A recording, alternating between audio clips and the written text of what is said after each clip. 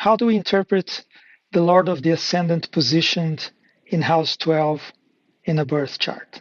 Before looking into that specifically, let's keep in mind the basic astrological principle that a planet in a house has a strong influence in that house, and that house has a strong influence on that planet. I want to add a touch of metaphysical concepts to this because it's really important when dealing with house 12 and trying to understand house 12 in the native's life. For a spiritual person or a spiritually inclined person, placements of planets in house 12 are not a matter of accident. They are a matter of decisions made before incarnation. They were planned to be there. For a person who's not spiritually inclined, that's not necessarily the case. It's usually a matter of accidental placement, a secondary effect from other choices that have more importance in the person's life than spiritual matters. Younger souls, for example, are more focused on just incarnating for the good stuff, for having fun, for obtaining power, pleasure, money, and enjoying the benefits of the physical world. So if that's the focus, then house 12 goes into the background because younger souls do not want to deal with the annoyance of house 12. It's not their focus to correct spiritual transgressions, which is often referred to as karma.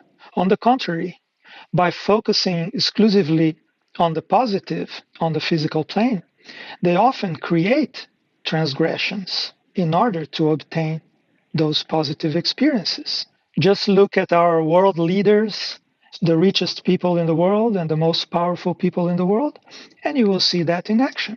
No price is too high for fun and power, usually at the expense of everything and everyone else, both physically and spiritually. If our goal in life is to illuminate house 12, then planets placed in house 12 will be one of the tools we're going to use for that purpose. Those planets will activate desires, interests, decisions, events, mistakes, and suffering in the person's life, according to whatever those planets signify by house rulership first and by natural rulership second.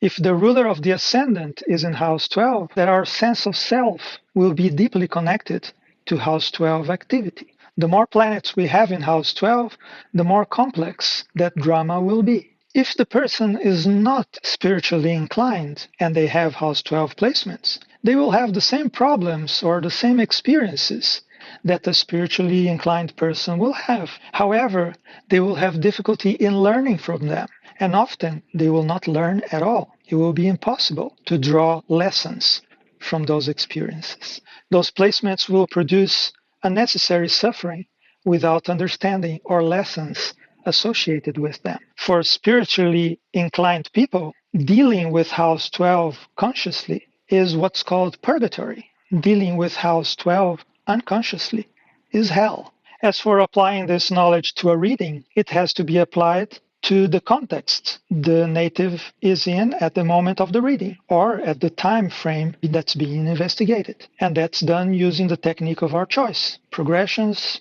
solar and lunar returns, and other techniques that are available to unfold the chart through time. Similar placements will mean different things for different people and will mean different things for the same person at different times of their lives. As an example, look at Donald Trump's solar return. I believe for the last year, there's a strong house 12 placement. I think his Mars is right on his 12th cusp. And look at his life now. It's pure house 12. It's self-undoing all over the place. And it's curious because self-undoing is primarily harm against oneself. But by harming oneself, we harm all those that are near us as well.